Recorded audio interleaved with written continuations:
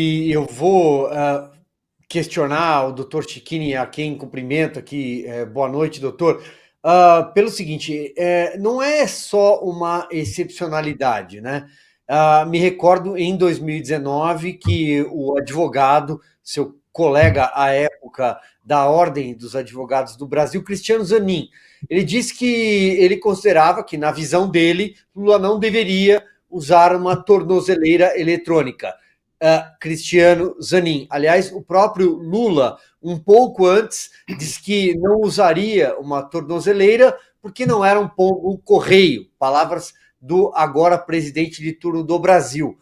Mas o fato é, e aí jogando também um pouco nessa declaração do ministro Marco Aurélio Mello, que presidiu o STF e o TSE, passou 31 anos em cortes superiores, o ministro Alexandre de Moraes claramente está rasgando não só a Constituição, mas também o Código Penal. E aí eu queria ouvi-lo. O Código Penal e o Código de Processo Penal também, Navarro. Obrigado pela pergunta. Veja só, nós estamos com uma medida cautelar que se chama monitoramento eletrônico. Esse é o termo correto. Quando que ela é eficaz? Quando ela for necessária, primeiramente. Então, quando a gente fala de processo penal, essa audiência é muito qualificada, é importante entender, até para a gente conseguir ter um argumento a demonstrar por que estamos combatendo isso. Nós não estamos combatendo essa decisão no âmbito exclusivamente político. Não. O nosso questionamento principal é no âmbito jurídico. Nós estamos falando de uma decisão cautelar que exige necessidade, proporcionalidade. Então, o que se exige aqui? Primeiro, necessidade. Qual que é a necessidade? Perigo da liberdade. Eu só posso aplicar uma medida cautelar quando a liberdade for perigosa. Primeiro ponto, a liberdade do presidente Bolsonaro é perigosa? Perigosa para quê? Perigosa para o cumprimento da pena? Por exemplo, se Bolsonaro for condenado, há risco de não conseguirmos cumprir a pena. Então vamos agora utilizar essa tornozeleira. Qual que foi a manobra argumentativa? Eles não podem assumir, Navarro, que eles estão com a sentença condenatória pronta. Então, se eles vêm com o argumento de, há um risco de fuga e a sentença está próxima, e escancarar ainda mais, né, a violação à ampla defesa e ser um jogo de cartas marcadas. Eles criam o argumento de que ele estaria tumultuando o processo.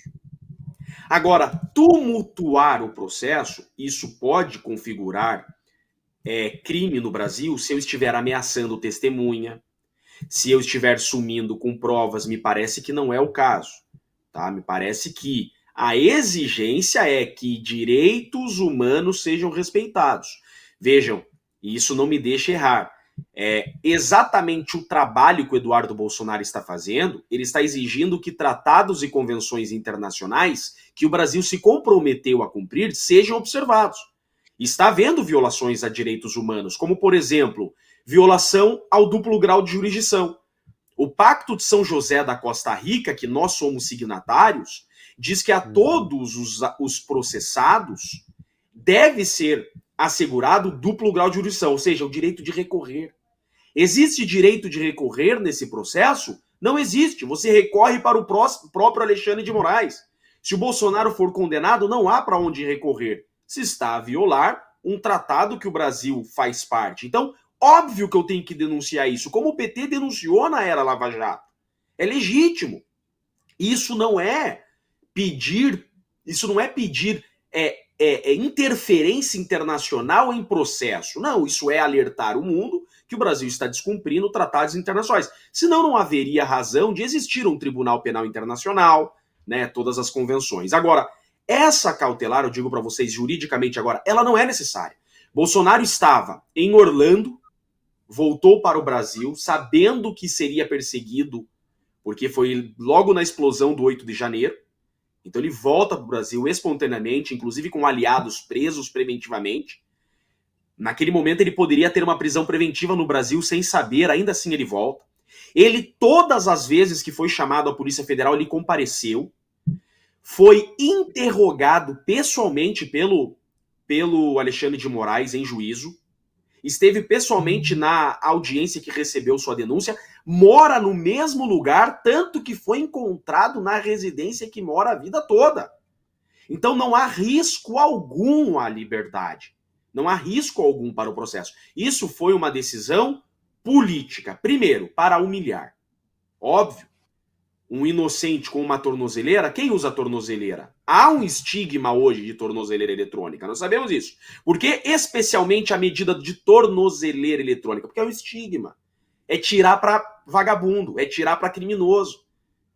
É óbvio, é para humilhar, é para diminuir, é para esculachar.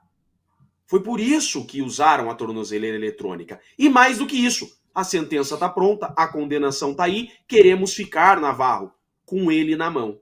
Então agora eles estão com o Bolsonaro na mão, porque estão na iminência de decretar, quem sabe, isso vai ser uma decisão muito injusta se acontecer, o mandado de prisão para início de cumprimento de pena. Eu não quero que isso aconteça, se isso acontecer, seremos definitivamente uma Coreia do Norte, mas sabemos, né, que direito nesse processo não há.